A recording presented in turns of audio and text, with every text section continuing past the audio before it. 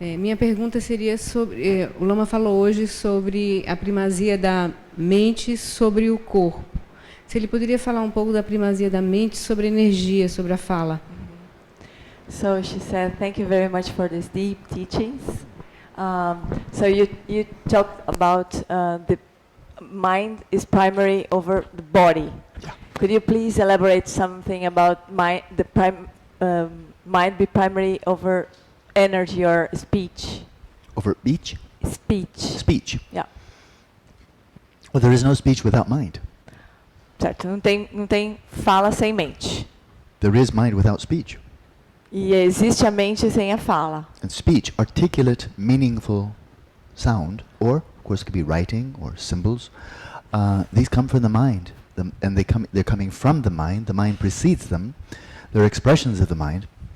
Mind is Então, clearly primary and speech is secondary.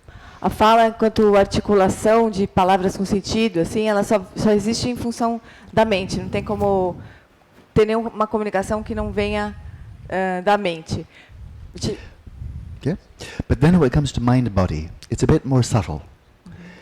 And that is, it's very clear. I think some things are just incontrovertibly true.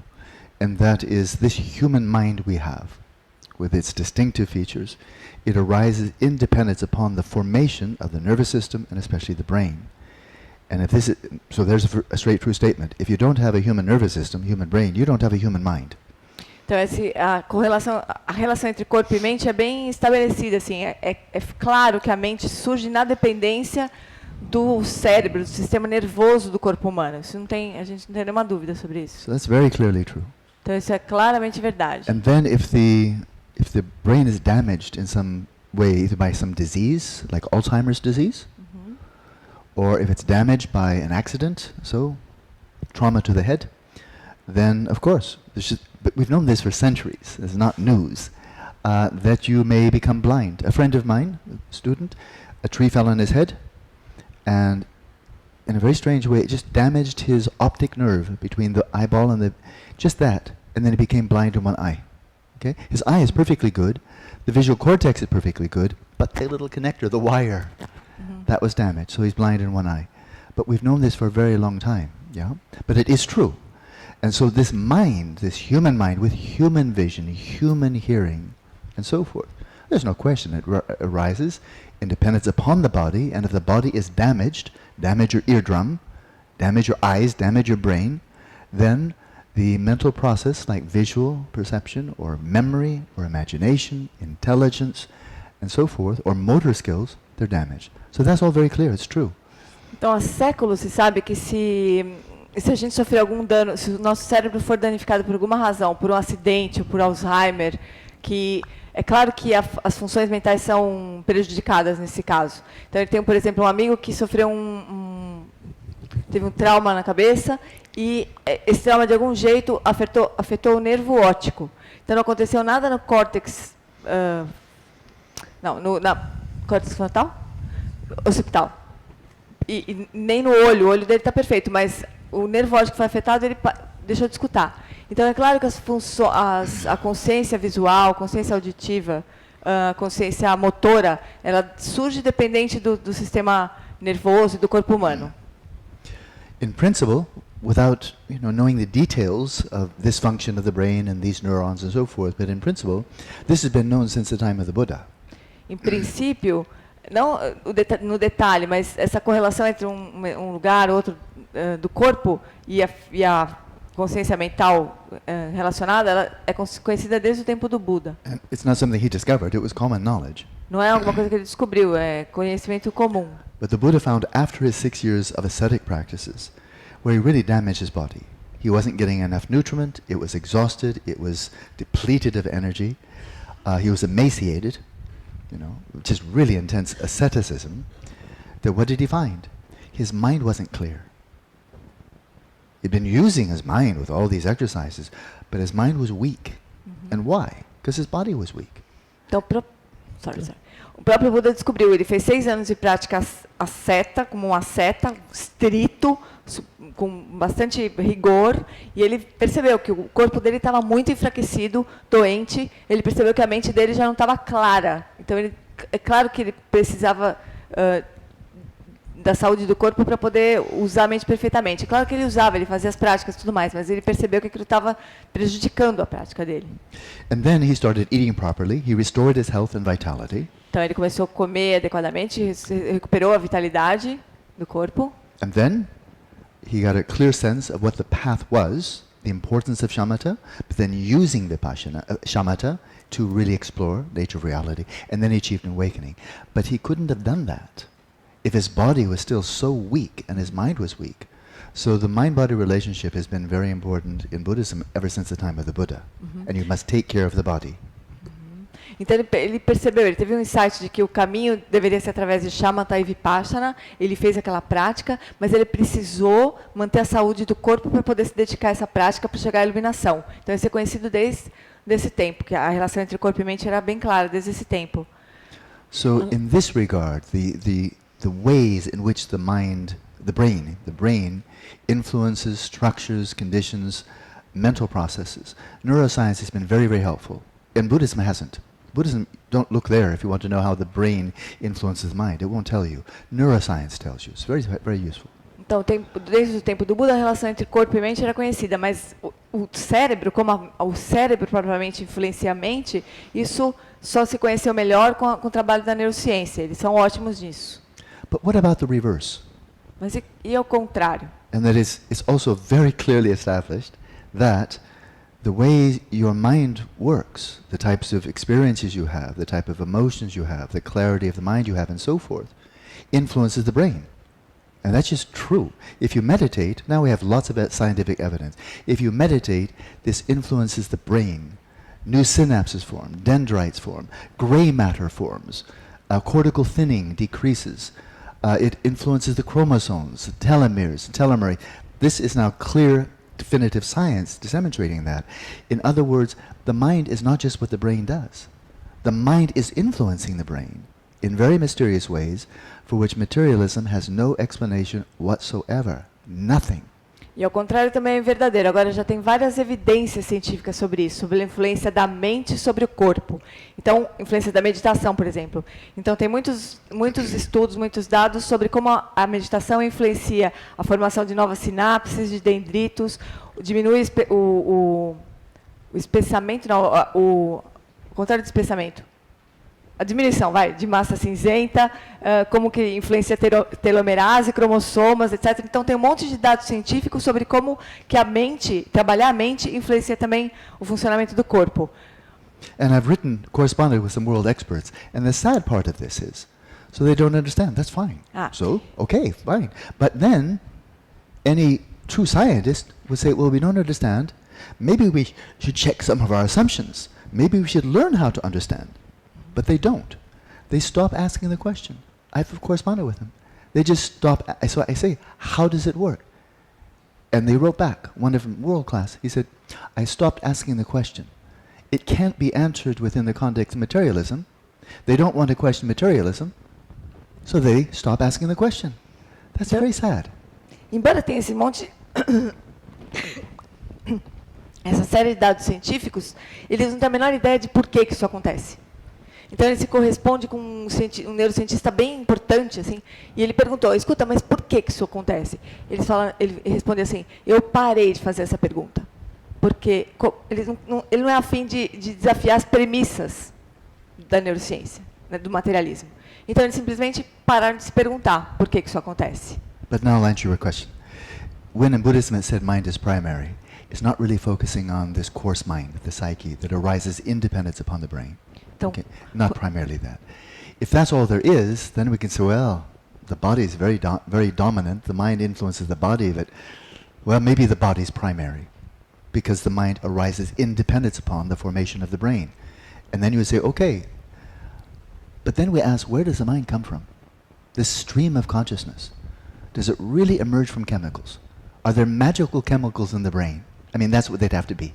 Magical chemicals and magical electricity from which dreams come, and love out of chemicals. This is crazy talk. And so it doesn't come, that first moment of your consciousness when you were in your mother's womb, that first moment when you were there, you were a passenger and not a body part of your mother. There had to be a first moment, right? Where did that first moment of your awareness in this lifetime come from?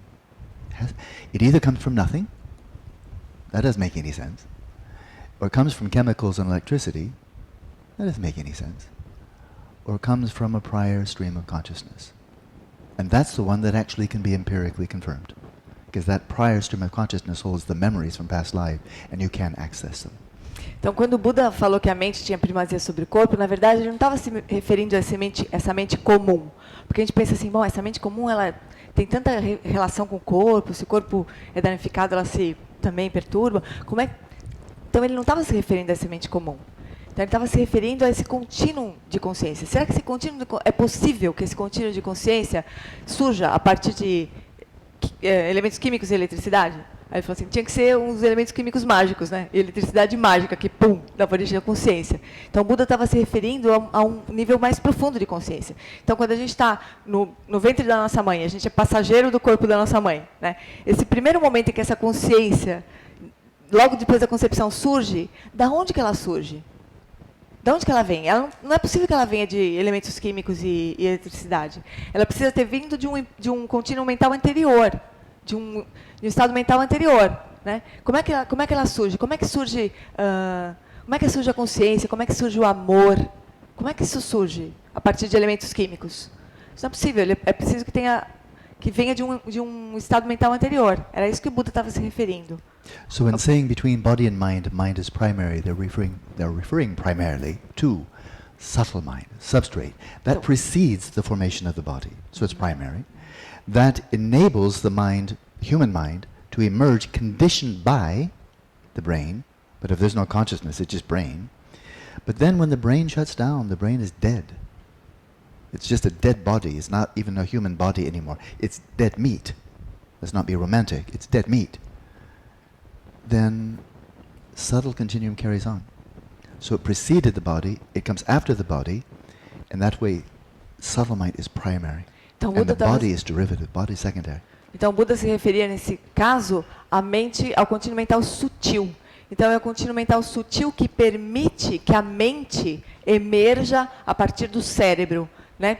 Então, ele precede o corpo e ele segue depois do corpo. O corpo morre, vira carne morta e a consciência sutil segue.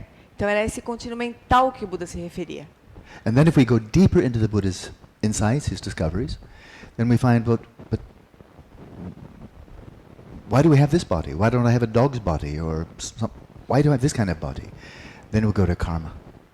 That continuum of consciousness, that is storing all of these seeds, imprints, potentialities, these karmic imprints, and they actually are the primary force that gives rise to the formation of a human body. Of course, chemicals, electricity, egg and sperm, of course.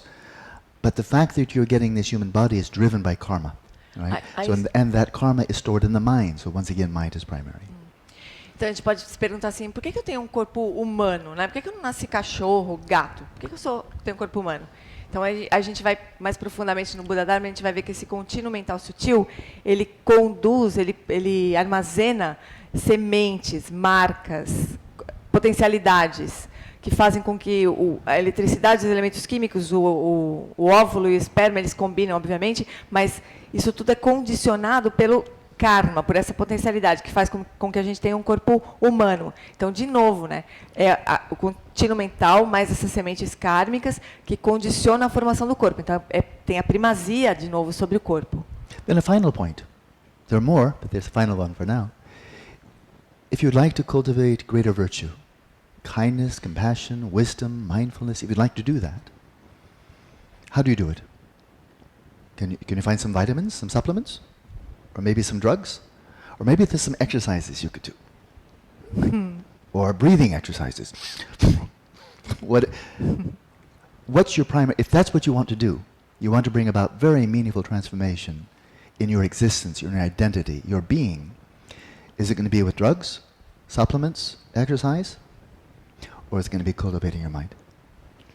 Supplements can be good. Healthy diet is good. Exercise is good.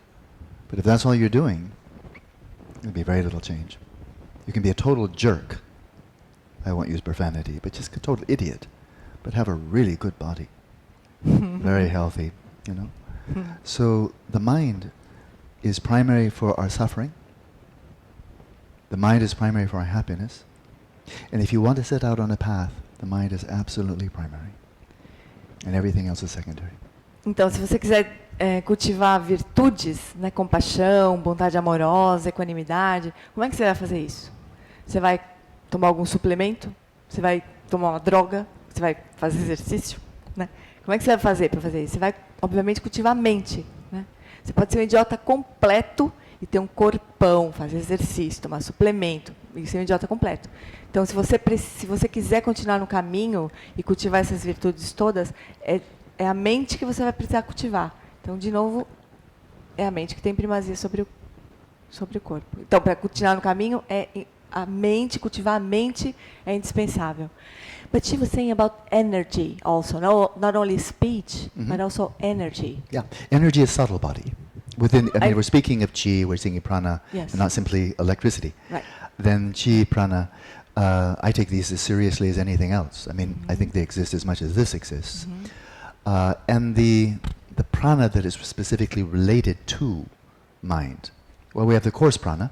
You have coarse, subtle, and very subtle. The very subtle is the energy of primordial consciousness. The subtle is the energy that conjoined with the substrate consciousness that carries on from lifetime to life. And the coarse is the flow of energies right now in the body. Então ele vai falar sobre energia do ponto de vista como se fosse o prana, né? Então o prana é o corpo sutil e ele tem certeza que existe tanto quanto existe esse óculos aqui. Então, mas a gente tem daí o prana sutil, muito sutil, o plano sutil e o prana grosseiro. O plano muito sutil é a energia da consciência primordial, é o nível mais sutil. Aí a gente tem o prana sutil, que está junto com a energia, com a consciência substrato. E aí a gente tem o prana grosseiro, que é esse prana que está relacionado à mente. So if we're speaking of subtle prana, which is very powerful then, the subtle prana, then this is closely related to subtle mind. It carries on from lifetime to lifetime. But now, I think it's awkward to say that between those two, I've never seen this even asked, between subtle prana and subtle mind, which is more important? They don't ask that question for a very simple reason. They're not two things like this that are put together, and then after a while they come apart. Not like that. They are always of the same flow, the same continuum. So this one continuum has a physical aspect, but it's not material. Right. Because it's not composed of atoms, but it is physical in the sense it's located in space and it causally interacts with other physical phenomena like your heart and your brain and your intestines and so forth.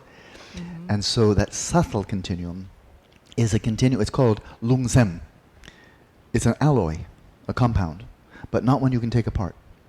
And it's an alloy of energy mind, lungsem, energy mind, and has a physical aspect and a completely non-physical aspect. The non-physical is consciousness, the physical is prana, and the two are conjoined. Então, se a gente pensar na energia sutil, ele acha que essa pergunta nunca foi feita, o que tem a primazia, porque não são dois elementos separáveis, assim. É como se eles fossem uma coisa, o mesmo composto. Alói, como que é alói? É uma liga, como se fosse uma liga. Então tem um elemento que é físico, não é material, mas é físico. É físico porque tem localização no espaço e porque ele interage com a matéria. Então ele interage com o coração, interage com o fígado, interage com o nosso corpo. Então ele é físico. E tem esse componente absolutamente não físico que é a consciência. Mas então essa energia, esse prana sutil que segue junto com a consciência substrato e que passa de uma vida para outra, não faz sentido dizer o que tem primazia sobre o quê, porque eles estão sempre unidos. Não é uma coisa que você coloca e depois você separa. So in the practices of Tummo and other Tsalung practices, Tsal pertaining to the channels, Lung being the energies, there are some very, very, I think, very high-tech, very sophisticated techniques. You can see some of the outer manifestation in this film, Yogis of Tibet. I know about them, I've been trained them. I'm not an expert, but I know about them. They're very, very sophisticated. And they always entail a mental aspect. So you're not just breathing or doing there's always a mental element. But you are using, in a very kind of high-tech way, learning how to direct, to refine, to focus the energies in the body in order to bring about, not just heat. In order to? in order to bring about a Okay. profound shift in consciousness, right? Not just heat. The heat is kind of like byproduct. It's not the main point at all, right? But you can take that route, where you're coming in by way of energy to bring about profound realization, namely of Rigpa, the innate mind of clear light, right? And that's been done many, many thousands of times. Alternatively, you can practice Dzogchen without doing that. And you're coming in the door of the mind, and by coming in the door of the mind, the energies will do the same thing. They'll come to the central channel, and all that will happen anyway. So but you can bring about the same thing with a Right. big emphasis on energy, transform the mind, or total emphasis on mind, and the energies follow the mind. So they interact that way. Então ele recebeu algum treinamento e ele conhece muitos yogis que praticam Tumo ou Tsalung, né? Então naquele filme Yogis do Tibete a gente vê, né, os yogis praticando. Então tem um componente que é de um exercício muito intenso, muito forte, mas tem um componente mental também muito forte nessas práticas. Então eles tentam, por meio da energia, manipulando a energia, eles tentam alcançar a realização de Rigpa, né? Então, o calor que é produzido é só um produto... Oi? Um subproduto, né? O ponto central é atingir a realização de Rigpa. Então, a alternativa para isso é a prática de Dzogchen, que pela realização de Rigpa, pela consciência, então você acaba fazendo a mesma coisa. A energia acaba, de novo, se concentrando no canal central. Só que o Dzogchen vem pelo lado da consciência e o Tumo, o Tsalung, vem pelo lado da energia. Mas os dois estão no mesmo lugar. So that was a great big question, a long answer. I'll try to be now more concise. More questions? Foi uma pergunta pequena, uma resposta grandona. Ele vai ser mais